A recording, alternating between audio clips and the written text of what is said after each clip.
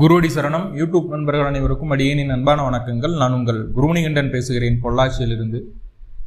குரு பெயர்ச்சி வரக்கூடிய மே மாதம் 1ஆம் தேதி குரு மேஷ ராசியிலிருந்து ரிஷப ராசிக்கு பெயர்ச்சி ஆகிறார். அடுத்து 2025 மே மாதம் 15ஆம் தேதி வரைக்கும் குரு பகவான் ரிஷபத்துக்குள்ளேயே தான் சஞ்சாரம் செய்ய போகிறார். ரிஷபத்திலேயே வக்ரமாகிறார், வக்ர நிவர்த்தி ஆகிறார், அதிசாரமாகிறார். இது எல்லாமே நடக்கும். ஆனால் ரிஷபத்துக்குள்ளேயே தான், எந்த பயிற்சியும் இல்லை. அந்த ஒரு வருட காலத்துக்கு குரு பயிற்சி இல்லை. எப்பவுமே வருட கிரகங்கள் அப்படின்னு சொன்னால் முதல்ல குரு, அவர் ஒரு வருஷத்துக்கு ஒரு ராசிலேருந்து இன்னொரு ராசிக்கு மாறுவார் தான் நம்ம கேள்விப்பட்டிருப்போம். இடையில குரு வக்ர பயிற்சி, குரு வக்ர நிவர்த்தி பயிற்சி, அதிசார பயிற்சி அப்படின்னு எல்லாம் பார்த்துருப்போம். ஸோ அந்த மாதிரிலாம் எதுவுமே கிடையாது. இப்போது இன்றைக்கு, அதாவது மே 1ஆம் தேதி குரு பயிற்சி ஆச்சுன்னா அடுத்த வருடம் 2025 மே மாதம் 15ஆம் தேதி வரைக்கும் குரு ரிஷபத்தில் தான் இருக்க போகிறார். அடுத்த பயிற்சி மே 15ஆம் தேதி 2025. ஸோ இந்த குரு ரிஷபத்தில் இருக்கக்கூடிய அமைப்பில் கடகராசி கடக லக்ன அன்பர்களுக்கு என்ன மாதிரியான பலன்கள் நடக்க இருக்குது, என்னென்ன பாசிட்டிவிட்டி இருக்குது, என்னென்ன நெகட்டிவிட்டி இருக்குது அப்படிங்கிறத பார்க்க போகிறோம். முக்கியமாக கடகராசிக்கு அஷ்டம சனியினுடைய பாதிப்பு தீருமா தீராதா அப்படிங்கிற ஒரு ரொம்ப ரொம்ப கவலைப்பட்டு இருக்கக்கூடிய, ரொம்ப வேதனைப்பட்டு இருக்கக்கூடிய ராசிகளில் கடகராசி ஒன்றுன்னு சொல்லலாம். ஏன்னா அஷ்டமத்தில் சனி பகவான் இருக்கிறது 7.5 சனி காலத்தில் 7.5 வருஷம் உங்களுக்கு என்னென்னவெல்லாம் படிப்பணியை கற்றுக் கொடுக்க போகிறோம் அந்த சனி பகவான், அது அஷ்டமச்சனி காலத்திலேயே கொடுத்துருவார். 7.5 வருஷம் கொடுக்கக்கூடிய பலனை 2.5 வருஷம் சுருக்கி மொத்தமாக கொடுத்தா எவ்வளோ கஷ்டமாக இருக்கும். ஒவ்வொரு நாளும் ஒவ்வொரு நிமிஷம் நகர்த்துறதுக்குள்ள அவ்வளவு பாடாக இருக்கும். அந்த அளவுக்கு கஷ்டங்களை பார்த்துட்டு இருக்கக்கூடியது கடகராசி தான். அந்த கஷ்டங்களுக்கெல்லாம் நிவர்த்தி கிடைக்குமா அப்படின்னு கேட்டால் கண்டிப்பாக அந்த குரு பயிற்சி அதற்கு கிடைக்கும் அப்படிங்கிற பதில தான் சொல்ல போகுது. ஏன்னா இது வரைக்கும் 10ஆம் இடத்துல குரு இருந்து உங்களை பாடாப்படுத்திட்டார். 10ஆம் இடத்துல குரு இருக்க அந்தணன் தனித்து 10ல் நீக்கில் ஜீவனம் பால் அப்படிங்கிற ஒரு விஷயம் இருக்குது. அதாவது உன்னோட ஜீவனமே கெட்டு போயிடுமாமா அப்படிங்கிற ஒரு அமைப்பு இருக்குது. ஆனால் இப்போ அந்த குரு உங்கள் ராசிக்கு 11ஆம் இடமான ரிஷப ராசிக்கு வர்றார். நல்லா நோட் பண்ணுங்க கடகராசி என்பவர்களே, நல்லா நோட் பண்ணுங்க. ரிஷபம் அப்படிங்கிறது உங்களுடைய ராசி அதிபதியான சந்திரன் உச்சம் பெறக்கூடிய ராசி. அங்கே குரு பகவான் அமரக்கூடிய ஒரு அற்புதமான சூழல். அடுத்து வரக்கூடிய அந்த மே டு மே என்ன நடக்க போகுது அப்படிங்கிறத பார்க்க போகிறோம்.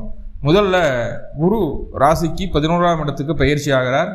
11ஆம் இடத்துல குரு இருந்தால் என்னென்ன விஷயங்கள் நடக்கும்? ஃபஸ்ட்டு கடகராசி கடகலக நண்பர்களுக்கு சொல்லிடுறேன், எதிர்ப்புகளை ஜெயிக்க முடியும். எதிரிகளே இல்லாமல் அமையக்கூடிய ஒரு சூழலும் உங்களுக்கு வரக்கூடும். கடகராசி கடகலக்னத்திற்கு முதல்ல அதுவே மிகப்பெரிய வெற்றி. போட்டி பந்தயம் இந்த மாதிரி விஷயங்கள்ல உங்களுக்கு வெற்றி மட்டுமே கிடைக்கும், ஜெயிச்சிருவீங்க. ஆனால் இங்கே கடகம் சவாலாக ஒரு விஷயத்தை எடுத்துகிட்டு பண்ணுதா இல்லையா அப்படிங்கிறதான் முக்கியமான விஷயமா இருக்குது. ஏன்னா கடகம் செவ்வாய் நீசம் பெறக்கூடிய ராசி. தனக்கு என்ன ஆபத்து இல்லாமல், யாருக்கு எந்த தொந்தரவும் இல்லாமல், நம்மளுக்கு எந்த தொந்தரவும் இல்லாமல், இருக்கிற இடம் தெரியாமல் இருந்துட்டு போகணும் அப்படின்னு நினைக்கும் கடகம். அதை மாற்றி துணிஞ்சு இறங்கிடுச்சு அப்படின்னா கண்டிப்பாக வெற்றி தான் கடகத்துக்கு. குரு 11ஆம் இடத்துல ஜெயஸ்தானத்தில் வெற்றி ஸ்தானத்தில் உட்காந்துருக்கார். கண்டிப்பாக வெற்றி தான். எதிர்ப்புகளை ஜெயிக்க முடியும். முக்கியமாக பொருளாதார ரீதியான தட்டுப்பாடுகள் படிப்படியாக குறையும். கடனை அடைக்க முடியும்.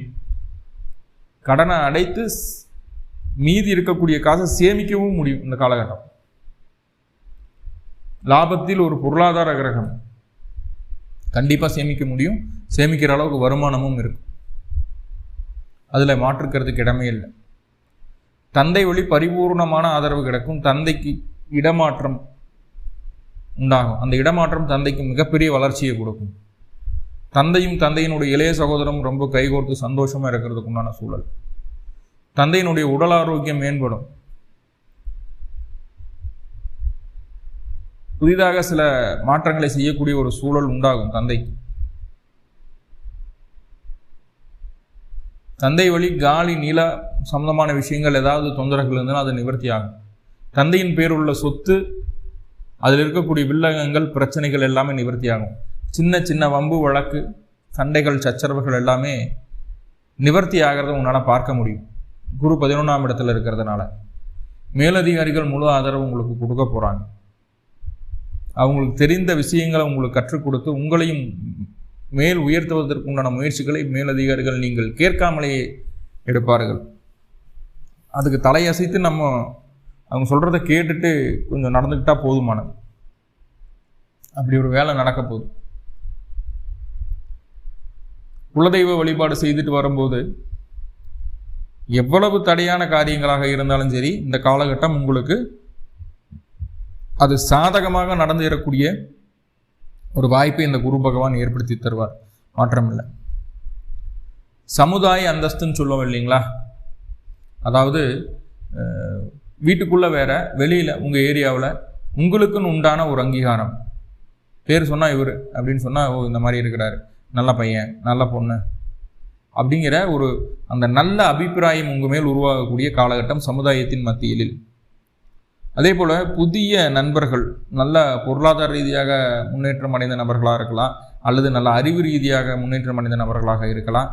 அதே போல் அனைவருக்கும் அறிவுரை சொல்லக்கூடிய அளவுக்கு ஒரு குருஸ்தானத்தில் இருக்கக்கூடிய நபர்களாக கூட இருக்கலாம். அவர்களுடைய நல்ல மனம் படைத்த நபர்களினுடைய பழக்க வழக்கம் இந்த காலகட்டம் உங்களுக்கு உருவாகும். அது உங்களுடைய வாழ்க்கை பாதையை நல்வழிப்படுத்துவதற்காக உருவாக்கப்பட்ட ஒரு நட்பு. அந்த நட்பு உங்களுக்கு கிடைக்கும். அதை நல்லா பயன்படுத்திக்குவீங்க. அவர்கள் உங்களுடைய வாழ்க்கையில் மிகப்பெரிய நல்ல மாற்றங்களை, நல்ல திருப்பங்களை அவர்களுடைய முயற்சியால் செய்வார்கள். எப்பவுமே ஒரு விஷயம் இருக்குதுங்க, பூவோட சேர்ந்த நாரும் மணக்கும், பூவோட சேர்ந்த நாரும் மணக்கும் அப்படிங்கிற ஒரு விஷயம் இருக்குது. இதை கூட இன்னொன்று சொல்லுவாங்க, சந்தன மரத்தை வெட்டுற கோடாரி கூட மணக்கும்னு சொல்லுவாங்க. அப்போது ஒருத்தருக்கு நம்ம துன்பத்தை கொடுத்தாலும் அவர் சந்தன மரம் போல மனம் படைத்த நபராக இருந்தாலும், சந்தனம்னா குரு, மனம் படைத்த நபராக இருந்தால் அவரிடம் உள்ள நல்லதை உங்களிடம் பிரதிபலிப்பார்.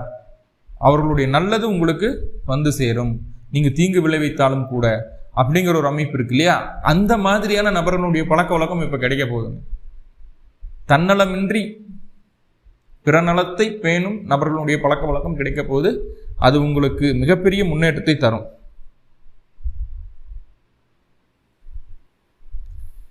சுயதொழில் பண்ணிட்டு இருக்கோம் அல்லது நான் வேலைக்கு போயிட்டு இருக்கேன், ரெண்டுல எப்படி இருந்தாலும் சரி, உங்களுடைய செயலில், உங்களுடைய காரியத்தில், உங்களுடைய தொழிலில் இருந்து வந்த கீழ்நிலை மாறி நல்ல பெரிய முன்னேற்றம் உருவாகக்கூடிய ஒரு காலகட்டமாக இது அமைகிறது. சார் அதான் அஷ்டமச்சனி இருக்கல, அஷ்டமச்சனி வேலை செய்யாதா அப்படின்னு கேட்டால், அஷ்டமச்சனியினுடைய பாதிப்பை இந்த குரு குறைப்பார். அஷ்டமச்சனி உங்களுக்கு 8ல் சனி உட்கார்ந்து 2ஆம் பாவத்தை பார்க்குது, 10ஆம் பாவத்தை பார்க்குது. இது வரைக்கும் 10ல் வேற குரு இருந்தார், இத்தனை பிரச்சனைகளும் இருந்தது. இப்போ அந்த அஷ்டமச்சனி என்ன பண்ணுறார் அப்படின்னா, உங்களுடைய ராசிக்கு 5ஆம் இடத்தை பார்வை செஞ்சுட்டு இருந்த அஷ்டமச்சனி அதே இடத்துக்கு 5ஆம் இடத்துக்கு குருவினுடைய பார்வையும் கிடைக்கிறதுனால இப்போ புத்தி நார்மலாகி போயிடும், 2 பக்கம் டேலி ஆகிடும். அப்போ என்ன ஆகுது அப்படின்னா, சுய சிந்தனை, நேர்வழி சிந்தனை, நல்ல எண்ணம் எல்லாமே வர ஆரம்பிக்கும். அப்போது மனதுக்குள்ளே இருந்த தடுமாற்றமும் குழப்பமும் தீரும். பதறாமல் ஒரு காரியத்தை செய்யும் போதே அது பகுதி சதவீதம் வெற்றி, 50% ஜெயிச்சிருவீங்க. நிதானமாக ஒரு விஷயத்தை அணுகும் போதே 50% வெற்றி. அதுக்கப்புறம் அணுகி நம்ம எப்படி கொண்டு வர்றோம் அப்படிங்கிறது 2வது. ஸோ அப்படி ஒரு மனநிலைமையை இந்த குரு பகவான் ஏற்படுத்தி தருவார். அப்போ அது உங்களுக்கு அஷ்டமச்சனியினுடைய பாதிப்பை குறைக்கும். தொழில் வேலையில் இருந்து வந்த பிரச்சனைகளை கண்டிப்பாக குறைக்கும். இல்லை அப்படின்னா ஆல்ரெடி வழக்கமாக ஏற்படக்கூடிய பிரச்சனைகள், தொந்தரவுகள், நெருக்கடியான சூழல்களையெல்லாம் எப்படி நீங்கள் கையாள போகிறீங்க, அதை எப்படி மேனேஜ் பண்ண போகிறீங்க அப்படிங்கிற ஒரு நுணுக்கத்தை வேறு நபர் உங்களுக்கு கற்றுக் கொடுத்துருவார். இப்படியெல்லாம் பண்ணினா உங்களுக்கு ஈஸியாக இருக்கும் அப்படின்னு சொல்லி புதிய சில திட்டங்களை சொல்லி கொடுத்து உங்களை அப்படியே கைட் பண்ணி கொண்டு வந்துடுவாங்க. அதனால் பிரச்சனை இல்லை. பதவி உயர்வு கிடைக்கிறதாகட்டும், வெளியூர் வெளிமாநிலம் போகிறதாகட்டும், இடமாற்றத்திற்கு அப்புறம் பதவி உயர்வு, மறுபடியும் சம்பள உயர்வு கிடைக்கிறதாகட்டும், இது எல்லாமே இந்த காலகட்டம் நடக்கும். மொத்தத்தில் பொருளாதார ரீதியான முன்னேற்றம் உண்டாகும். தெய்வ அனுகிரகத்தை நீங்கள் உணருவீங்க. எதிர்ப்புகளை ஜெயிக்க முடியும். இந்த மாதிரியான விஷயங்கள் குரு 11 இருக்கிறதுனால மட்டுமே நடக்குது. இப்போ உங்களுடைய சுய ஜாதகத்தில் குருவினுடைய தசா புத்தி அந்தரங்கள் ஏதாவது நடந்துட்டு இருந்தது அப்படின்னா அது உங்களுக்கு நல்லதொரு மாற்றத்தை, இன்னும் பல வகையான நன்மைகளை தரும். 11ஆம் இடத்து வேலையை மட்டும். இப்போ குரு அப்படின்னு சொன்னாவே குருவுக்கு சிறப்பு பார்வைகள் உண்டு. குரு பார்க்கிற இடம், குரு பார்த்தா கோடி புண்ணியம் இல்லையா? அதெல்லாம் சொல்லி கேள்விப்பட்டிருப்போம். அதெல்லாம் இப்பெல்லாம் பழகியும் போச்சு எல்லாத்துக்குமே. அப்போ கடகராசிக்கு திருமணம் யோகம், சுபகாரியங்கள் செய்யறதுக்கு உண்டான யோகம், வியாழ நோக்கம் வந்துருச்சான்னு கேட்பாங்க. கடகராசிக்கு வியாழ நோக்கம் வந்துருச்சு. வியாழ நோக்கம் வந்துருச்சு. குரு 11 வந்துட்டாரு, வியாழ நோக்கம் வந்தாச்சு அப்படிங்கிறத புரிஞ்சுக்கணும். அடுத்ததா குருவினுடைய சிறப்பு பார்வைகள் இருக்குது. குரு 5ஆம் இடத்தையும் 7ஆம் இடத்தையும் 9ஆம் இடத்தையும் பார்ப்பார். இப்போ உங்கள் ராசிக்கு 11ஆம் இடத்துலேருந்து உங்கள் ராசிக்கு 3ஆம் இடமான கன்னி ராசியையும், உங்கள் ராசிக்கு 5ஆம் இடமான விருச்சிக ராசியும், உங்கள் ராசிக்கு 7ஆம் இடமான மகர ராசியும் குரு பார்வை செய்வார். அப்போது குரு தன்னுடைய 5ஆம் பார்வையாக உங்கள் ராசிக்கு 3ஆம் இடத்தை பார்வை செய்கிறார். இப்போ குரு 3ஆம் இடத்தை பார்க்கறதுனால உங்களுடைய உடலில் பலம் கூடும். பக்கத்தில் இருக்கக்கூடிய நல்ல புனிதமான ஆன்மீக ஸ்தலங்களுக்கு போய் வருவதற்குண்டான வாய்ப்புகள் கிடைக்கும். ஒரு சிறிய இடமாற்றம் செய்வீர்கள். அந்த இடமாற்றம் உங்களுடைய வளர்ச்சிக்கான மாற்றமாக இருக்கும். அதே போல் இந்த காலகட்டத்தில் புதுசாக மொபைல் வாங்குறது, லேப்டாப் வாங்குறது, கேஜெட்ஸ் வாங்குறது, இந்த மாதிரி விஷயங்கள் எல்லாம் செய்வீங்க. கண்டிப்பாக பேங்க்கில் முடக்கமாக இருந்த அக்கௌண்ட்டை ரீஓப்பன் பண்ணுவீங்க, அல்லது புதுசாக ஒரு அக்கௌண்ட் ஓப்பன் பண்ணுவீங்க. புதுசாக உங்களுக்கு வர வேண்டிய சர்டிஃபிகேட்ஸ் எல்லாம் வர ஆரம்பிக்கும். இப்போ அதாவது டிஸ்டன்ஸ் எஜுகேஷனில் போட்டிருப்பீங்க, சர்டிஃபிகேட்ஸ் வராமல் இருந்திருக்கும். பாஸ்போர்ட் அப்ளை பண்ணியிருப்பீங்க, சின்ன குளறுபடியோடு நின்றுட்டே இருந்திருக்கும். விசா அப்ளை பண்ணியிருப்பீங்க, கிடைக்காமல் இருந்திருக்கும். ஸோ இந்த மாதிரியான ப்ராசஸ் எல்லாமே இந்த காலகட்டம் உங்களுக்கு சாதகமாக நடக்கிறத உங்களால் பார்க்க முடியும். இந்த காலகட்டம் ஆதார் கார்டு, பேன் கார்டு, இந்த மாதிரி விஷயங்கள் ஏதாவது அப்டேஷன் இருந்தது அப்படின்னா அந்த அப்டேஷனை செய்வீங்க கண்டிப்பாக. அட்லீஸ்ட் உங்களுடைய முகவரியாவது மாறும். புதுசாக விசிட்டிங் கார்டெல்லாம் அடிக்கலான்ற ஒரு எண்ணம் வரும். நம்ம பிஸ்னஸ் க்ரோ பண்ணலாம், விசிட்டிங் கார்டு அடிக்கலாம் அப்படிங்கிற எண்ணம் வரும். உங்கள் குடும்பத்தில் முக்கியமான உறவுகளுக்கு ஒரு சுபகாரியம் நடக்கும், அதற்கு பத்திரிக்கை அடிக்கிறதுக்கு நீங்கள் அலைவீங்க. இந்த வேலையாவது நடக்கும். சரியா? சின்ன சின்ன இடமாற்றங்கள், சின்ன சின்ன பயணங்கள், இது தொடர்பான சிந்தனைகளும் திட்டங்களும் உங்களுக்கு சாதகமாக நடந்தேறக்கூடிய காலகட்டம். அக்கம் பக்கத்தினர், வீட்டு பக்கத்தில் இருக்க வேலை செய்யக்கூடிய இடத்துல அக்கம் பக்கம் இருக்கிறவங்க எல்லாருமே உங்களுக்கு ஆதரவாக பேசுவாங்க. சகோதர வழி உதவிகள் கிடைக்கும். உதவிகள் யாரிடம் கேட்காமல் உதவிகள் கிடைக்கும். இன்னொன்று சொல்லப்போனால் மாமனார் அப்படிங்கிற உறவுமே நம்மளுக்கு சாதகமாக மாறிடுவார். சின்ன மாற்றங்களில் ஏதாவது பிரச்சனைகள் இருந்ததுன்னா, முக்கியமாக அந்த பத்திரப்பதிவு, நடவாத பிரச்சனை இதெல்லாம் இருந்ததுன்னா அதெல்லாம் சரி செய்கிறதுக்கு உண்டான ஒரு சூழ்நிலை உருவாகும். ஆனால் குருவினுடைய பார்வை என்ன பண்ணுதுன்னா அதுக்கு உண்டான சூழலை உருவாக்கிறது. அதை நம்ம சரியாக பயன்படுத்துகிறோமா இல்லையா அப்படிங்கிற நம்ம சுயஜாதகம் சொல்லிடும். ஓகே. ஸோ இதெல்லாமே 3ஆம் பாவத்தில் சூரியன் இருக்கிறதுனால நடக்குது. முக்கியமாக உங்களுடைய தைரிய வீரிய ஸ்தானம். அது எந்த செயலையும் துணிஞ்சு செய்யலாம் அப்படிங்கிற ஒரு தன்னம்பிக்கையோடு செயல்படுவீங்க. அது ரொம்ப முக்கியம். பதறாமல் நடந்துக்குவீங்க. நிதானமாக பதறாமல் கால்குலேட் பண்ணி நடப்பீங்க. அது ரொம்ப ரொம்ப ரொம்ப ரொம்ப முக்கியம்.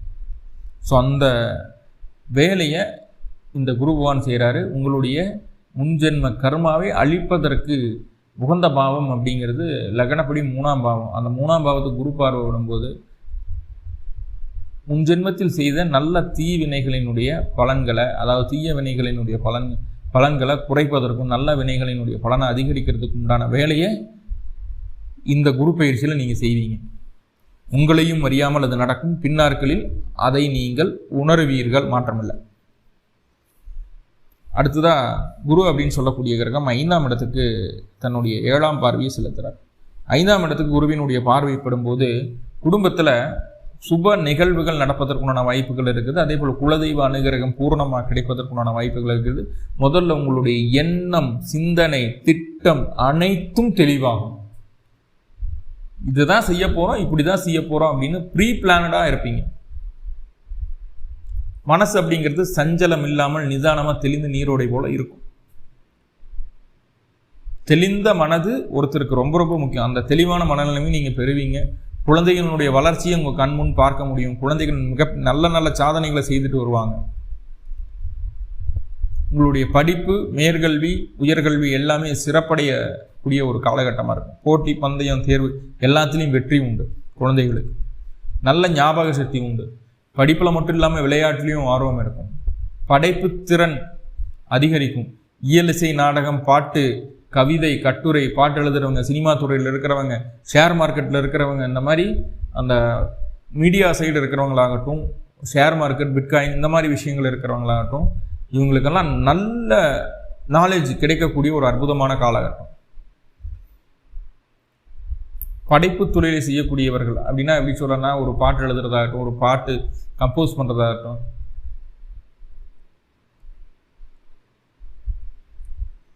ஒரு ஷார்ட் ஃபிலிம் எடுக்கிறதாகட்டும், சின்ன சின்னதாக இல்லை பெரிய விஷயங்களாகட்டும், இந்த மாதிரி படைப்பு தொழில் செய்யக்கூடிய அனைவர்களுக்குமே இந்த காலகட்டம் செய்யக்கூடிய ஒவ்வொரு விஷயமும் அவர்களுடைய வாழ்நாளில் மிகச்சிறந்த படைப்புகளாக மாற்றப்படும்.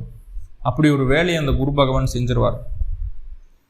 குழந்தை இல்லாதவங்களுக்கு குழந்தை கிடைப்பதற்குண்டான வாய்ப்புகளை இந்த குரு பகவான் ஏற்படுத்தி தர்றார். கண்டிப்பாக ஏற்படுத்துவார், அதில் மாற்றம் இல்லை.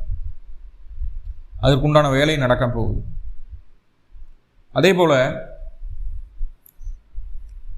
போல மந்திர சாஸ்திரங்களில், தெய்வ வழிபாட்டில், தெய்வத்துக்கு செய்யக்கூடிய உபச்சாரியங்களில் நம்மளுக்கு அதிகமாக நாட்டம் வரும். தான தர்ம சிந்தனை அதிகரிக்கும். தங்களுடைய தனித்திறனை வளர்த்துக்கொள்ள மாணவர்கள் முயற்சிப்பார்கள். அதாவது ஸ்கூல் போகிறோம், காலேஜ் போகிறோம், இது எல்லாமே பண்ணிகிட்டு இருக்கோம். ஆனால் எக்ஸ்ட்ரா கரிக்குலர் ஆக்டிவிட்டிஸ் ஒன்றுமே இல்லை. ஒரு மியூசிக் கற்றுக்கலாம், ஒரு கராத்தே கற்றுக்கலாம், ஒரு சிலம்பம் கற்றுக்கலாம். ஸோ இந்த மாதிரி ஒரு எக்ஸ்ட்ராவாக ஒரு விஷயத்தை கற்றுக்கலாம் அப்படின்னு சொல்லி போட்டு அதை கற்றுக்கிறதுக்கு உண்டான வாய்ப்புகள் தேடி வரும். படிக்க தூண்டக்கூடிய ஒரு வேலையை இந்த குரு பகவான் செய்வார். சிம்பிளாக சொல்ல போனால் நல்ல மனிதர்களையும், நேர்மனையாக சிந்திக்கக்கூடிய நபர்களையும், நல்ல விஷயங்களுக்கு கைகாட்டக்கூடிய உறவுகளையும் இந்த காலகட்டம் உங்களுக்கு கண்முன் காட்டுவார் குரு பகவான். ரொம்ப முக்கியமாக பருவ வயதில் இருக்கக்கூடியவர்களுக்கு காதல் மலரக்கூடிய காலகட்டம். காதல் திருமணத்தில் போய் முடியுமா அப்படின்னு கேட்டால், குருவினுடைய பார்வை 7ஆம் இடமான மகர ராசிக்கும் வருது. இப்போ காதல் திருமணத்தில் போய் முடியுமா அப்படின்னு கேட்டால், உங்களுடைய சுயஜாதகத்தில் 5-7 தொடர்பு லக்னத்தோடு வரும்போது அந்த அமைப்பு உங்கள் ஜாதகத்தில் இருந்தது அப்படின்னு அந்த காலகட்டம் கண்டிப்பாக காதல் திருமணத்தில் முடிந்தே தீரும். 7ஆம் பாவத்துக்கு குருவினுடைய 9ஆம் பார்வை, பாக்கிய பார்வை இருக்குது. திருமண வயதை ஒத்து திருமணத்திற்காக பார்த்து கொண்டிருக்கக்கூடிய கடகராசி, கடகலக்ன நண்பர்களுக்கு கண்டிப்பாக திருமணம் ஈடேறுவதற்கான, கைகூடுவதற்குண்டான ஒரு வாய்ப்புகளை இந்த குரு பகவான் ஏற்படுத்தி தருவார்.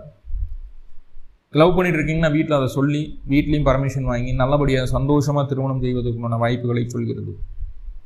அக்கம் பக்கத்தில் இருக்கிறவங்க, வீட்டுக்கு வெளியே இருக்கிறவங்க, வேலை செய்யக்கூடிய இடத்துல நீங்கள் தினமும் சந்திக்கக்கூடிய நபர்கள், ஒரு டெய்லி டீ சாப்பிட்றீங்க, டீ கடையில் இருக்கக்கூடிய நபர்களாகட்டும், எல்லாருமே உங்கள்கிட்ட நல்ல நட்புறவோடு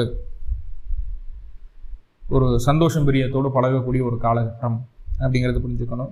வெளியூர், வெளிமாநிலம், வெளிநாட்டிலே வசிக்கக்கூடிய நபர்களுக்கு நல்ல வருமானம், உங்களுடைய செல்வாக்கை, உங்களுடைய பொருளாதாரத்தை உயர்த்தி கொள்வதற்குண்டான வேலைகளை இந்த குரு பகவான் செய்வார். வெளிநாடு போகணும்னு முயற்சி செஞ்சாலும் அந்த காலகட்டம் நடக்கும். வெளிநாடு போகிறதுக்கும் இந்த குரு பகவான் உங்களுக்கு அனுமதிப்பார். கணவன் மனைவி ஒன்றாக இணைந்து கூட்டு தொழில் செய்கிறது, கூட்டாளிகளுடன் சேர்ந்து கூட்டு தொழில் செய்ய தோன்றுவது, இந்த மாதிரியான விஷயங்கள் எல்லாம் நடக்கும். அதை எல்லாமே செய்வீங்க. கொஞ்சம் கணவன் மனைவியிலேயே சின்ன சின்ன கருத்து வேறுபாடுகள் வருது, அதெல்லாம் கொஞ்சம் அனுசரித்து போக வேண்டிய ஒரு சூழல் இருக்குது. அதே போல் வாழ்க்கை துணையுடைய குடும்பத்தாரிடமும் நல்ல உறவு நிலை, நல்ல நட்பு நிலை நீடிக்கும் அப்படிங்கிறத புரிஞ்சுக்கணும். சண்டை கட்டி பிரிஞ்சு இருக்கக்கூடிய கணவன் மனைவி கூட ஏதோ ஒரு வகையில் ஒரு நல்ல மனிதனுடைய அறிவுரைகளை கேட்டு மீண்டும் இணைவதற்குண்டான வாய்ப்புகளையும் இந்த குரு பகவான் ஏற்படுத்துகிறார்.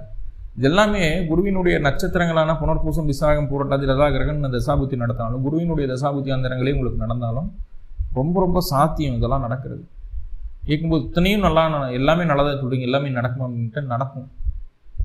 சுயஜாதகம் அனுமதிக்கிற அளவுக்கு உங்களுக்கு ரொம்ப பாசிட்டிவாக நடக்கும். அதில் முன்பின் இருக்குது, உங்கள் ஜாதகப்படி கொஞ்சம் முன்பின் இருக்குது, அவ்வளோதான். மற்றபடி அனைத்தும் சுபமாகவே மாறக்கூடிய ஒரு சூழல். அப்படி ஒரு வேலையை அந்த குருபகவான் செய்வார். மேலும் கடகராசி கடகலக்ன நண்பர்களுக்கு எல்லா விதத்திலும் நன்மைகள் தரணும்னு சொல்லி எல்லாம் வல்ல பரம்பொருளை பிரார்த்தனை பண்ணிட்டு இந்த பதிவு முடிச்சுக்கிறேன். நன்றி நண்பர்களே, நன்றி. வாழ்வுளமுடன். திருச்சிற்றம்பலம்.